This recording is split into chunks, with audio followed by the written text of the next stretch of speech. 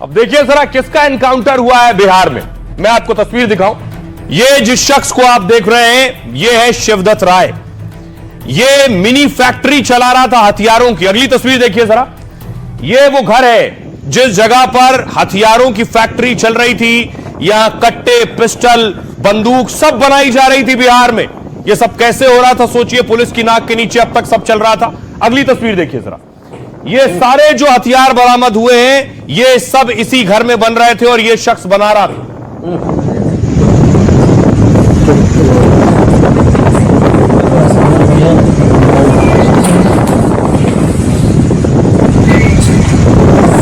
हथियारों की बड़ी खेप, मैगजीन भी आप देख रहे हैं। ये सब पुलिस ने यहां से बरामद किए।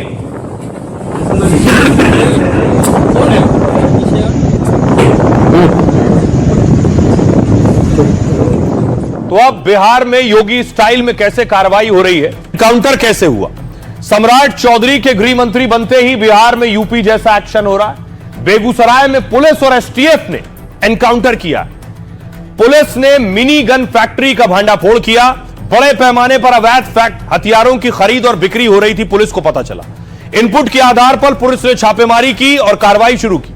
पुलिस की टीम ने इलाके को पहले चारों तरफ से घेरा। इसके बाद अपराधियों ने पुलिस पर फायरिंग शुरू कर दी। अपराधी मौके से भागने की कोशिश करने लगे। बदमाशों ने पुलिस पर 6 से 7 राउंड गोलियां चलाई बिहार में। पुलिस की जवाबी कार्रवाई में एक आरोपी को गोली लगी है। कुख्यात शिवदत्त राय पुलिस की फायरिंग में घायल हुआ है। पुलिस ने जवाबी फायरिंग में 3 राउंड गोलियां चलाई। बेगूसराय सदर अस्पताल में इलाज के लिए भर्ती कराया गया। पुलिस ने 2 और बदमाशों को गिरफ्तार किया है। कुछ अपराधी अंधेरे का फायदा उठाकर मौके से भाग निकले। मिनी गन फैक्ट्री से भारी मात्रा में हथियार बरामद हुए। एक देसी कार्बाइन, 2 मैगजीन, 5 खोखा और जिंदा कारतूस बरामद हुआ है। इलाके में पुलिस का सर्चिंग अभियान भी जारी है और हथियार सप्लाई नेटवर्क के बाकी सदस्यों की तलाश की जा रही है। मौके से कप सिरप और नगद राशि भी बरामद की गई है। पुलिस को इनामी अपराधी शिवदत्त राय की पहले से तलाश थी। वो कई मामलों में आरोपी है और फरार चल रहा था। यह एक्शन हुआ इसके ऊपर। 2022 में सरपंच के घर पर फायरिंग में भी यह आरोपी था। सुनिए जरा सम्राट चौधरी क्या कह रहे हैं। गृह मंत्री बनने के बाद अपराधियों और अपराध पर कैसे एक्शन हो रहा है। एक व्यवस्था खड़ी है। बिहार का सुशासन लगातार बिहार में अराजकता को समाप्त किया है, जंगल राज को समाप्त किया है। उस व्यवस्था को पूर्ण रूप से स्थापित किया जाएगा। लेकिन ये जरूर कहूंगा कि अपराधियों के लिए खैर नहीं है। अपराधी के लिए ये बिहार नहीं है। बिहार से बाहर ही अपराधी को जाना होगा। अब देखिए जरा, जिस वक्त चुनाव हो रहे थे, रैली हो रही थी, कैंपेन हो रहे थे, उसी वक्त यह इशारा मिल रहा था कि ऐसा कुछ होने वाला है।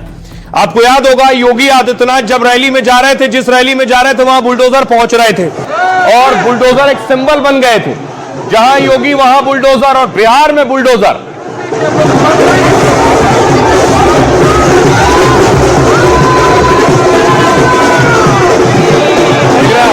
बुलडोजर से ही फूलों की बारिश भी हो रही थी योगी पर। और अब बिहार के लोग बुलडोजर को अपनाना चाहते हैं। इसलिए अगली तस्वीर देखिए। अब तक क्या था कि गृह मंत्रालय नीतीश कुमार के पास होता था। सम्राट चौधरी ने शपथ ली। बीजेपी की शर्त थी कि गृह मंत्रालय बीजेपी के पास होगा। मैं अपने कर्तव्यों का श्रद्धापूर्वक निर्वहन करूंगा। मैं सम्राट चौधरी ईश्वर की शपथ लेता हूं कि मैं विधि द्वारा स्थापित भारत के संविधान के प्रति सच्ची श्रद्धा और। सम्राट चौधरी हो गए हैं गृह मंत्री। गृह मंत्री यानी जितना पुलिस प्रशासन महकमा है सबकी जिम्मेदारी सम्राट के पास। 20 साल में पहली बार नीतीश गृह मंत्री नहीं है। नीतीश हर बार गृह मंत्रालय अपने पास रखते थे, और लेकिन इस बार बीजेपी ने मंत्रालय में फेरबदल की मांग की थी। साथ ही गृह मंत्रालय को लेकर दावा भी ठोका था। दावा है कि शुरू में नीतीश इसको लेकर तैयार नहीं थे, लेकिन बाद में नीतीश सम्राट चौधरी के नाम पर मान गए। गृह मंत्रालय किसी भी राज्य का शक्तिशाली विभाग होता है। अपराधियों के खिलाफ सारे फैसले अब सम्राट चौधरी लेंगे। पुलिस पोस्टिंग से लेकर राजनीतिक नियंत्रण तक सम्राट के पास होगा। आईपीएस, डीएसपी, थानों में नियुक्ति भी गृह मंत्रालय से ही होता है। इसका राजनीतिक लाभ भी मिलता है। अब ये सारी चीजें नीतीश के हाथ से निकल गई। बड़े ऑपरेशन, आर्थिक अपराध से जुड़ी फाइल गृह मंत्री देखता है। राजनीतिक अपराधियों की फाइल भी अब नीतीश नहीं देखेंगे। इस पर अब फाइनल फैसला सम्राट चौधरी ही लेंगे। मतलब सत्ता नीतीश एक अड़े मार्ग से अब 5 देश रत्न मार्ग शिफ्ट हो गई है। जो 5 देश रत्न मार्ग है वो डिप्टी सीएम सम्राट चौधरी का आधिकारिक आवास है। क्राइम, माफिया और कार्रवाई पर कार्रवाई की जिम्मेदारी अब सीधे सम्राट चौधरी की होगी। दंगों की रोकथाम, पुलिस सिस्टम, खुफिया रिपोर्ट पर एक्शन की जिम्मेदारी भी होगी। लॉ एंड ऑर्डर के सारे फैसले बीजेपी ले सकेगी। कानून व्यवस्था पर अब सवाल नीतीश पर नहीं आएगा। अपराधों की खबरों पर विपक्षी सीधे बीजेपी से ही सवाल करेंगे। गृह मंत्रालय बीजेपी के पास जाने का मतलब है सत्ता संतुलन बदल गया है। ड्रग, सैंड माफिया, जमीन माफिया, हथियार तस्करी जैसे केस अब सम्राट चौधरी ही देखेंगे और बड़ा एक्शन होगा। आइए अब आपको सुनवाता हूं, सुनिए जरा क्या कुछ कह रहे हैं सियासतदान। यह कोई विषय ही नहीं है। कौन विभाग किसके पास रहेगा, हेड ऑफ द गवर्नमेंट कौन है, यह महत्वपूर्ण होता है। आज भी लॉ एंड ऑर्डर हमारा यूएसपी है, कल भी हमारा लॉ एंड ऑर्डर यूएसपी रहेगा। मैंने कहा कि ये हमारी प्राथमिकता है, कानून का राज, और मुख्यमंत्री जी विश्वास करके भारतीय जनता पार्टी को ये डिपार्टमेंट दिए हैं। हम कानून का राज लाएंगे।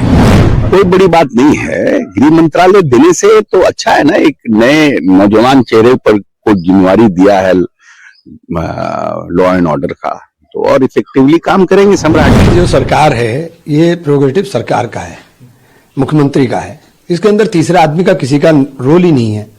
तो मुख्यमंत्री जी को अपने लिए वो बेहतर लगे होंगे तो मुख्यमंत्री जी जाने। अब मुख्यमंत्री जी का विवेक कितना इस्तेमाल होगा और कितना काम करेगा ये तो समय बताएगा। विधानमंडल दल के नेता हैं, उनको ये विभाग मिला है। बिहार के अंदर जो कानून का राज है, सुशासन है, वो स्थापित है, उसको और मजबूती से स्थापित किया जाएगा। सम्राट चौधरी एक बेहतरीन नेता हैं और गृह मंत्री के तौर पर बिहार के वो अच्छा काम करेंगे, ऐसा विश्वास है। अब देखिए जरा बिहार को और बिहार में कानून व्यवस्था को लेकर सवाल उठते रहे पहले भी। शायद यही वजह है कि बीजेपी गृह मंत्रालय चाहती थी। ये तस्वीर आप देख रहे हैं, ये तस्वीर देश ही नहीं पूरी दुनिया में देखी गई जब बिहार के पटना में कुछ लोग घुसे बंदूक लेकर, और न सिर्फ घुसे, देखिए बेखौफ होकर घुसे, पिस्टल लोड की और अस्पताल के अंदर जाकर उन्होंने एक के बाद एक फायरिंग की। बिहार में अपराध और लॉ एंड ऑर्डर को लेकर सवाल उठते रहे। देखिए जरा बिहार की हालत क्या है, कितने बेखौफ है अपराधी। बिहार में 2020 में देखिए जरा 3150 हत्याएं हुई हैं। 2021 में 2799 हत्या, 2022 में 2930 हत्या और 2023 में 2862 हत्या। यह बिहार में हत्या का ग्राफ है। बिहार चुनाव से पहले अपराध के कई मामले सामने आए। पटना से लेकर जहानाबाद, मोतिहारी में हत्या की घटनाएं हुई। इसको लेकर विपक्ष ने नीतीश राज की तुलना जंगल राज से की थी। एनसीआरबी की 2023 की रिपोर्ट में हत्या के मामले में बिहार दूसरे नंबर पर था। 2023 में बिहार में 2862 हत्याएं दर्ज हुई। 2020-23 के बीच 4 सालों में हर साल हत्या की संख्या में कमी आई है। इस साल बिहार देश भर में हत्या के मामले में नंबर 2 पर था, लेकिन सबसे अधिक अपराध वाले राज्यों में बिहार टॉप 5 में नहीं है। इस रिपोर्ट में हत्या को लेकर वजह भी बताई गई है। निजी दुश्मनी, जमीन संपत्ति विवाद, पारिवारिक कलह और आर्थिक वजह रही हैं। सबसे बड़ी राहत राजनीतिक और सांप्रदायिक हत्याएं बेहद कम होना थी। राजनीतिक कारणों से होने वाली हत्या में सिर्फ 2 हत्याएं ऐसी दर्ज की गई हैं। सांप्रदायिक या धार्मिक कारणों से सिर्फ 1 हत्या दर्ज की गई है। यह बिहार की स्थिति है। बिहार में एक अच्छी चीज यह है कि सांप्रदायिक हिंसा की खबरें कम आती हैं। अब सुनिए जरा बिहार के लोग क्या कह रहे हैं। बीजेपी के पास गृह मंत्रालय आने से क्या बिहार की कानून व्यवस्था दुरुस्त होगी, योगी स्टाइल में इलाज होगा? सुनिए। हाँ, बिल्कुल सही है। और ये भाजपा को जो मिला है तो निश्चित तौर पे बिहार को एक प्रशासनिक तौर पे और शासन व्यवस्था के मामले में निश्चित तौर पे हमें अब दूसरे जगह झांकने का वो मौका नहीं देगा। हमारे यहाँ भाजपा वो करके दिखाएगी, इसका पूर्ण विश्वास है। योगी स्टाइल में अपना इनकाउंटर कर रहे, उस तरह से बिहार में भी शुरुआत हुआ है। हम लोग इसका पूरा समर्थन करते हैं। बिहार बड़ा ही अराजकता के दौर से गुजर रहा था, अपराधियों का मनोबल काफ़ी बढ़ा हुआ था। ऐसे में इस तरह के एनकाउंटर आम लोगों को सुकून दे रहा है। जैसे योगी जी ने यूपी में सख्ती दिखाई तो वहाँ काफी हद तक अपराध कंट्रोल है, ऐसे ही यहाँ भी होना चाहिए और जरूरी है, जायज है। आभार व्यक्त करते हैं कि उन्होंने अपराधियों के प्रति आज अपना पदभार ग्रहण करने के साथ ही ऐसा स्टेटमेंट भी दिए हैं कि अपराधी के लिए जो भी करना होगा हम करेंगे, और अगर उनके आने के साथ अगर अपराधियों पर कार्रवाई हो रहा है तो आम आवाम के लिए खुशी की बात है। हम लोग इसी उम्मीद से इस सरकार को बनाए हैं कि अपराधियों के सफाया कर दिया जाए। बहुत पहले से ये शुरू होना चाहिए था, क्योंकि अपराधी जो बेगुनाम हो रहे हैं उनका इसी तरह से इनकाउंटर होगा तो समाज को एक बहुत बेहतर कानून व्यवस्था मिलेगा। कि बिहार में सुशासन की सरकार थी और सुशासन की सरकार रहने के लिए योगी मॉडल जरूरी है, एनकाउंटर जरूरी है। अपराधियों का जिस तरह से मनोबल बढ़ते जा रहा है उसके लिए इनकाउंटर बुलडोजर आवश्यकता है। बिहार में यह मॉडल लागू होनी चाहिए। बहुत अच्छी बात है, अपराधियों के खिलाफ जरूरी है इस तरह का कदम उठाना, ये बहुत पहले होना चाहिए था। अपराधियों में जब तक प्रशासन का खौफ नहीं होगा तब तक वो अपने रास्ते पर नहीं आएंगे। यही तो बदलाव है, बिल्कुल बदलाव है। और हम लोग ये चाह भी रहे थे कि हमारे यहाँ बिहार नहीं रहा। बिल्कुल होना चाहिए योगी मॉडल, बिहार को भी योगी मॉडल की ही जरूरत है। देखिए, इस निर्णय से तो जनता में खुशी की लहर है। यह तो शुरू से ही इस तरह की मांग थी कि बिहार में भी योगी मॉडल शुरू हो। बेगूसराय में 36 घंटे में 2 इनकाउंटर के बारे में सुनने को मिला और यहाँ अपराधियों का बहुत मनोबल बढ़ गया था। इनका मनोबल समाप्त करने के लिए यूपी स्टाइल में यह इसकी आवश्यकता है। तो आपने बिहार के लोगों को सुना जो अपने दिल की बात कर रहे हैं, वो भी चाहते हैं इसकी जरूरत है, अपराधियों में खौफ हो पुलिस का। देखिए अपराधियों में खौफ कैसे है, योगी आदित्यनाथ के राज में तौकीर पर भी एक्शन हो रहा है। बरेली में क्या हो रहा है मैं आपको दिखाऊंगा, पहले आपको प्रयागराज लिए चलता हूं। योगी आदित्यनाथ आज प्रयागराज में थे, ये आप देख रहे हैं, संगम के तट पर पहुंचे, संगम में आरती की है, दुग्धाभिषेक किया।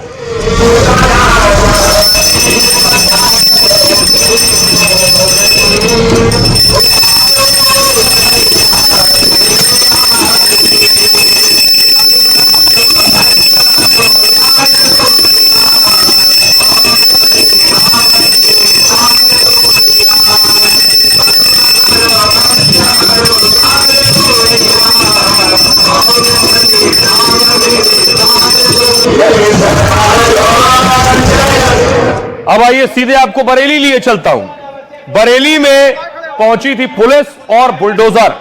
दरअसल तौकीर के करीबी के ठिकाने पर बुलडोजर चल रहा था।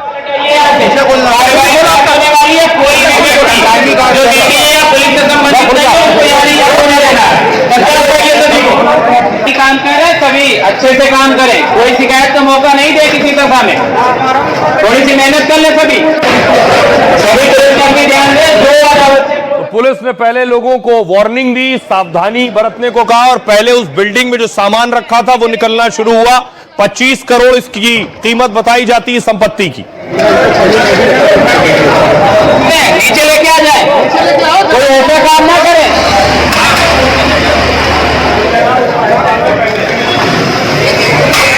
और उसके बाद देखिए जरा बुलडोजर चलना शुरू हुआ। पोकलेन मशीन आई थी, बाकायदा बड़ी इमारत थी जिसे गिराया जाना था।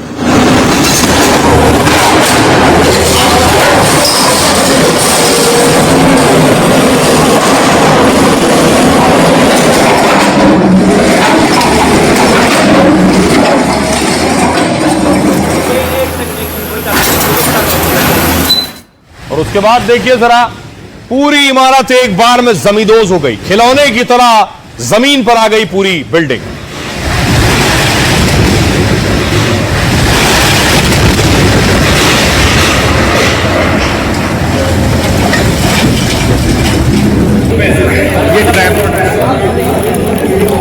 पूरी इमारत आप देख रहे हैं जो बुलडोजर के जरिए गिरा दी गई है। आइए आपको बताऊं क्यों हुआ एक्शन और किसकी इमारत है ये। दरअसल ये आप वो बिल्डिंग देख रहे हैं और ये जेल में तौकीर रजा देख रहे हैं, इन्हीं के करीबी की है। बरेली में तौकीर रजा के करीबी की संपत्ति पर यह बुलडोजर चला है। तौकीर के करीबी हैं आरिफ, अवैध बाजार पर चला है बुलडोजर। उन्होंने अवैध तौर पर बनाया था। 2 दर्जन से ज्यादा दुकानों को जमींदोज कर दिया गया। 2 जगहों पर अवैध निर्माण पर बुलडोजर कार्रवाई हुई। 25 करोड़ की कीमत की 2 इमारतों पर एक्शन हुआ।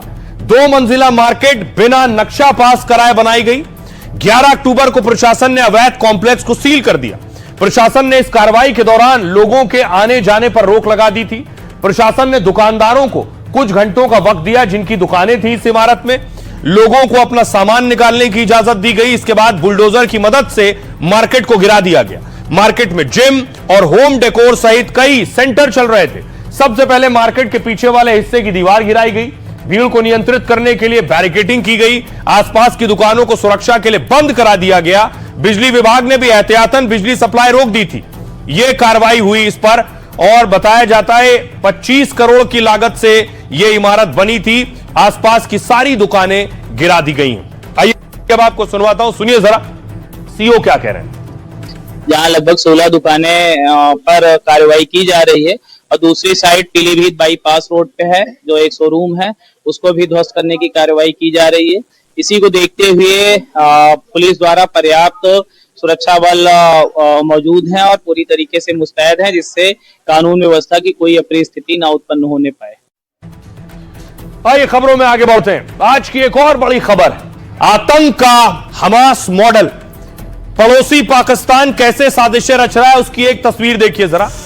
कुछ इस तरह से पाकिस्तान सरहद से ड्रोन भेजता है भारत की सीमा में, और न सिर्फ ड्रोन बल्कि ड्रोन के जरिए हथियार भी भेजता है।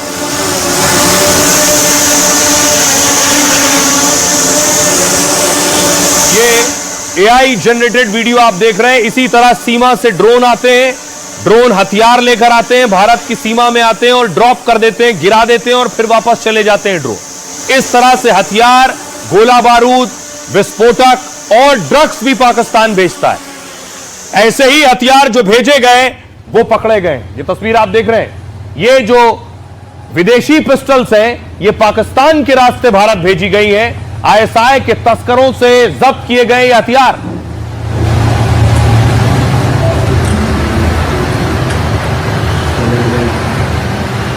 बाकायदा ड्रग्स भी ऐसे ही भेजी जाती है, इसलिए जो ड्रग तस्कर हैं उन पर एक्शन हो रहा है।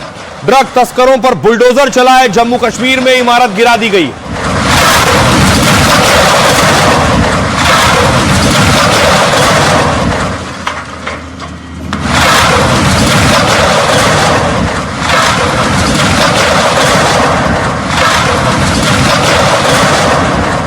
तो आतंक पर एक्शन हो रहा है, लेकिन आतंक से जुड़े बड़े खुलासे हो रहे हैं। ये जो डॉक्टर्स के चेहरे आप देख रहे हैं, क्या ये डॉक्टर्स भारत में हमास वाली साजिश रच रहे थे? ऐसा खुलासा हुआ है। आपको याद होगा हमास क्या करता था, हमास कहां रहता था। तस्वीर अगली मैं आपको दिखाऊं।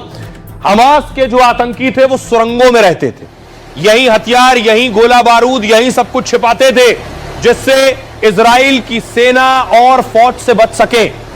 यही छिपकर इन सुरंगों में रहते थे और दावा था कई किलोमीटर लंबी सुरंगें बनाई हैं उन्होंने। और न सिर्फ सुरंगें, आपको याद होगा हमास हॉस्पिटल को टारगेट करते थे और हॉस्पिटल के नीचे ही हमास के आतंकी ठिकाना बनाते थे।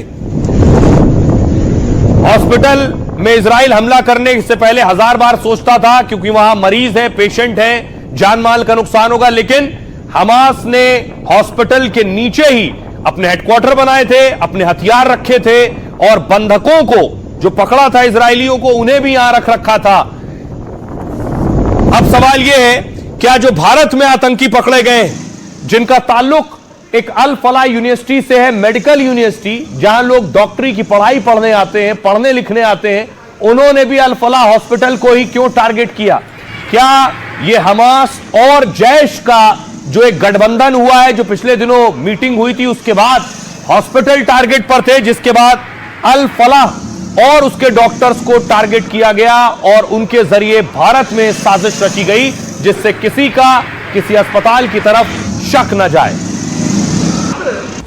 हमास ने जैसे आतंक का अंडरग्राउंड अड्डा बनाया, अस्पतालों में हथियारों के जखीरे का ठिकाना बनाया, हमास जैसे मंसूबे वाले आतंकी यही हिंदुस्तान में भी करने वाले थे। जैसे हमास ने अस्पतालों को बम बारूद का गोडाउन बनाया, वैसा ही डॉक्टर आतंकी अल फलाह को बनाना चाहते थे, ताकि न किसी को शक हो, न एक्शन और सहानुभूति के मारे बच निकले। मगर एजेंसियों ने उनके मंसूबों को जमीन में गाड़ दिया।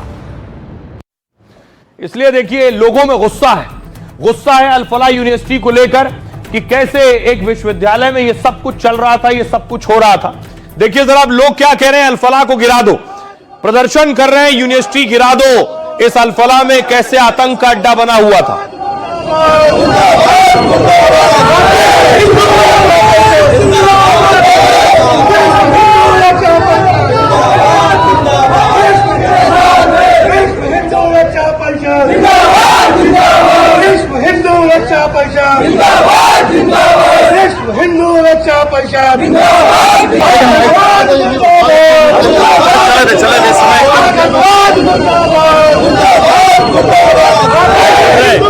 ये जो हिंदू संगठन प्रदर्शन कर रहे हैं, इनके बैनर में लिखा अल-फलाह विश्वविद्यालय पर बुलडोजर चलाने की मांग कर रहे हैं उस पर।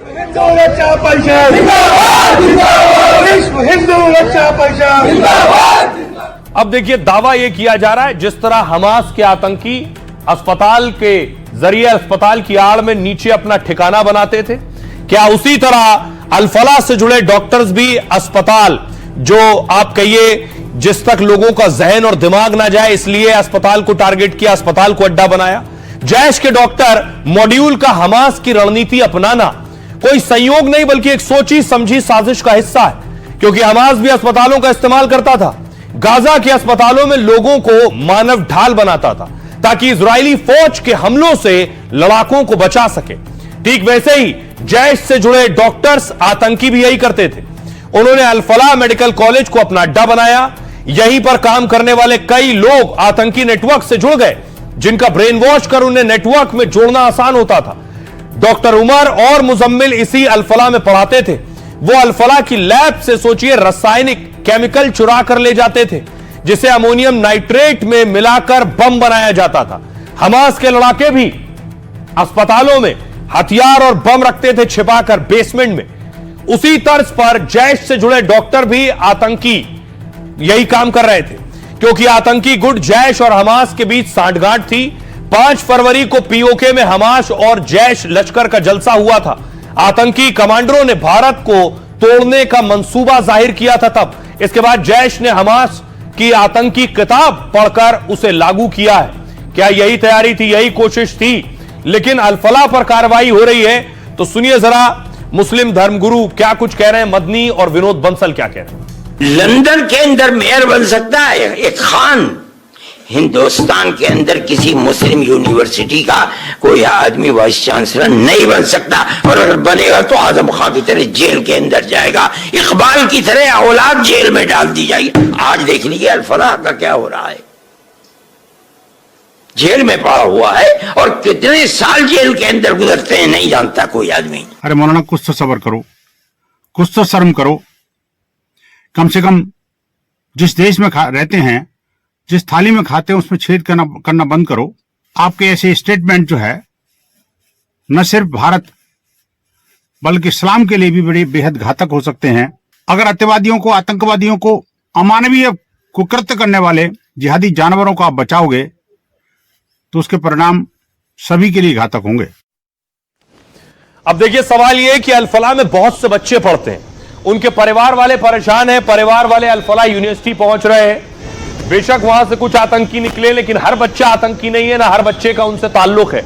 लेकिन परिवार वाले अपने बच्चों की पढ़ाई लिखाई को लेकर बहुत फिक्रमंद हैं। उन्हें सुनिए जरा क्या कह रहे हैं। हमारे बच्चे इधर पढ़ रहे हैं, एमबीबीएस कर रहे हैं, डॉक्टरी की पढ़ाई कर रहे हैं, तो जो भी लोग, मैं अकेला नहीं, कितने पेरेंट्स 1200-1300 पेरेंट्स बन जाते हैं 4 सालों के। हर बंदा बरी करेगा, एक बार करेगा ही करेगा। हम सरकार से यही बेनती करेंगे कि हमारे बच्चों का भविष्य को मद्देनजर रखते हुए जी सरकार उसको देख के अच्छा हल निकालेगी। कल वो उन्होंने बताया कि एनएमसी के ऑफिशियल आए थे, उन्होंने इंस्पेक्शन की है, दे विल डू सर्टेनली, कुछ ना कुछ जरूर करेंगे। हमारी कंसर्न तो है ही, रेपुटेशन को इशू को लेके बहुत बड़ी कंसर्न है हमारी। आई एम श्योर कि अथॉरिटीज सारे चीज को इन्वेस्टिगेट करने के बाद बच्चों के फ्यूचर को ध्यान में रखते हुए कोई ना कोई स्टेप लेगी। तो जिन बच्चों का इससे कोई ताल्लुक नहीं, उनके मां बाप का फिक्रमंद होना जायज है, वो बेशक परेशान होंगे ही, लेकिन जो इसमें शामिल थे उनके तार कहां से जुड़े हैं के लिए रेड हो रही है। तस्वीर आप देख रहे हैं फरीदाबाद का धौज है। धौज में पुलिस पहुंची है, एक एक दुकान को छान रही है, एक एक दुकान तक जा रही है।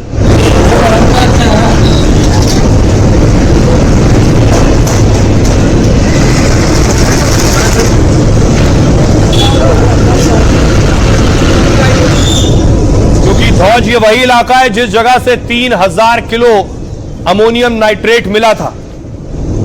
अब तलाश ये हो रही है, ये सारे हथियार इन्हीं आतंकियों के पास से मिले थे। ये पिस्टल, AK-47 और मैगजीन, न सिर्फ हथियार बल्कि विस्फोटक। अगली तस्वीर में आपको दिखाऊं, अमोनियम नाइट्रेट जो था वो भी इन्हीं आतंकियों के पास से मिला था, 3000 किलो। लेकिन ये 3000 किलो अमोनियम नाइट्रेट कहां से लाए, इतना पैसा कहां से आया? आपको बताऊं कि आखिर सबने थोड़ा थोड़ा पैसा जोड़ा, उसके बाद सबको जिम्मेदारी दी गई थी और उस जिम्मेदारी के हिसाब से सबने तैयारी की। देखिए जरा, 5 लाख शाहीन लाई, 2 लाख उमर लाया, इधर देख रहे हैं 5 लाख मुजम्मिल, 6 लाख मुजफ्फर, और उधर आप देख रहे हैं 8 लाख दूसरा शख्स लेकर आया। डॉक्टर आदिल अहमद राथर ने 8 लाख रुपए दिए। सबसे जो कॉर्नर पर देख रहे हैं वो आदिल है, 8 लाख रुपए दिए। मुजफ्फर अहमद राथर ने 6 लाख रुपए दिए, उसके बगल में मुजम्मिल और शाहीन ने 5-5 लाख रुपए दिए। डॉक्टर उमर ने 2 लाख रुपए दिए। ये कुल मिलाकर 26 लाख रुपए हो गए, ताकि इन रुपयों से विस्फोटक और हथियार खरीदा जा सके। जांच में पता चला ये पूरा पैसा दिया गया उमर को। पैसों को लेकर यूनिवर्सिटी में उमर मुजम्मिल में विवाद भी हुआ था। एजेंसियों के सामने पूछताछ में मुजम्मिल ने कबूला है 2023 में दिल्ली और कई शहरों में ब्लास्ट की साजिश रची थी। मुजम्मिल ने कहा है 2 साल से ब्लास्ट के लिए विस्फोटक का इंतजार कर रहा था वो। अमोनियम नाइट्रेट और यूरिया खरीदने के लिए जिम्मेदारी इस मुजम्मिल के पास थी। यह अमोनियम नाइट्रेट आप देख रहे हैं नीचे रखा है। मुजम्मिल ने गुरुग्राम और नू से 26 क्विंटल NPK खाद खरीदा था। इस खाद को विस्फोटक में तब्दील करने की जिम्मेदारी थी उमर की। उमर क्या कर रहा था? हाथ में आप केमिकल की बोतल देख रहे हैं। उमर विस्फोट के लिए केमिकल, रिमोट और डिवाइस जुटा रहा था। उमर ने विस्फोट और केमिकल रखने के लिए डीप फ्रीजर भी खरीदा था, जबकि शाहीन अलग अलग टीमें बनाकर नेटवर्क को बढ़ा रही थी। बिलाल, सबसे कॉर्नर पर आप बिलाल देख रहे हैं, बिलाल को ड्रोन और रॉकेट से हमले की तैयारी करने को कहा गया था। आदिल को पोस्टर लगाने का काम दिया गया था। सबसे कॉर्नर पर आदिल देख रहे हैं। और मुजम्मिल ने 6.5 लाख रुपए में AK-47 खरीदी थी, और जो बाद में डॉक्टर आदिल के लॉकर से बरामद हुई थी। मौलवी इरफान ने इन डॉक्टरों को मिलाकर टीम बनाई थी। आतंकी डॉक्टर्स की अलग अलग हैंडलर को रिपोर्टिंग थी। यानी मुजम्मिल जो था, मुजम्मिल का हैंडलर मंसूर और उमर का हैंडलर हाशिम था। इन सब की जांच की जा रही है फिलहाल। आइए अब आपको दिखाऊं, एक तरफ जांच हो रही है, दूसरी तरफ हो यह रहा है कि जितने आतंकी थे, इन आतंकियों का प्लान क्या था। सवाल ये सिर्फ धमाका करना प्लान नहीं था, सबके पास अलग अलग जिम्मेदारी थी। सबने पैसा इकट्ठा किया, सब अलग अलग तरह से धमाके करने की तैयारी कर रहे थे।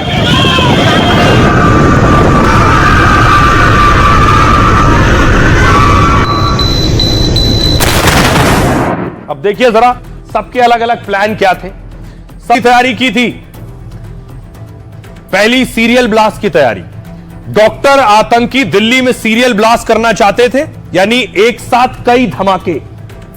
इसके लिए 2900 किलो विस्फोटक से 200 आईडी तैयार करने वाले थे। यह हमला 26/11 जैसा होना था, ताकि ज्यादा से ज्यादा नुकसान कर सके। इसके अलावा अगली तैयारी थी सुइसाइड बॉम्बिंग की। डॉक्टरों को फिदाइन बनाकर आत्मघाती हमले करवाने थे। इसके लिए डॉक्टर उमर जैसे ट्रेंड बॉम्बर तैयार किए जा रहे थे। लेकिन लगातार एक्शन से घबराए उमर ने पैनिक ब्लास्ट कर दिया। ड्रोन जैसे हमले किए जाने की भी तैयारी थी। हमास जैसे हमले करता है, हैंडलर के इशारों पर ड्रोन में विस्फोटक फिट करके अटैक करना था। आतंकी बिलाल जैसे टेक्निकल एक्सपर्ट यही काम कर रहे थे। बिलाल की तरह दूसरे सदस्यों को भी ट्रेनिंग देने की तैयारी थी। अगली तैयारी थी 32 कार धमाकों की। आतंकियों की प्लानिंग थी 32 गाड़ियों में बम फिट करेंगे। इसके लिए 32 कारों का काफिला तैयार करना था। आईडी फिट कर अटैक के लिए 4 कारें खरीदी भी जा चुकी थी। अल-फलाह से मिली डॉक्टरों की डायरी से यह बात पता चली है। अगला था लोन वुल्फ अटैक। इसका मतलब है बिना मदद के अकेले हमला करना। हैंडलर ने इसके लिए भी रिक्रूटमेंट कर रखा था। डॉक्टरों को अकेले ऑपरेट करने की ट्रेनिंग दी गई थी। साथियों के पकड़े जाने पर उमर ने लोन वुल्फ मोड अपनाया। ये बैकअप स्ट्रैटेजी यानी अकेले अटैक से बड़ा प्लान कवर करना था, ये थी इनकी तैयारी। आइए अब आपको सुनवाता हूं, सुनिए जरा। हमारी सहयोगी अनुष्का ग्राउंड जीरो पर पहुंची, जहां पुलिस चेकिंग कर रही है धौज में जहां से विस्फोटक मिला था। फरीदाबाद पुलिस लगातार सर्च और कॉम्बिंग अभियान जो है चला रही है। ये पूरा मार्केट एरिया अल-फलाह यूनिवर्सिटी से कुछ मीटर आगे है। जिस तरीके से हमने देखा कि मुजम्मिल और उसके साथी जो कि 3.5 साल से अल-फलाह यूनिवर्सिटी में रह रहे थे, उन्होंने कई ऐसे शॉपकीपर्स के साथ दोस्ती की हुई थी, जिसके बाद हमने देखा कि एक शॉप से ग्राइंडिंग मशीन और उसके साथ ही स्टेबलाइजर जो है वो रिकवर किया गया था। आपको तस्वीरें दिखा रहे हैं, हर दुकान पर जाकर जो शॉपकीपर्स है उनसे बातचीत की जा रही है।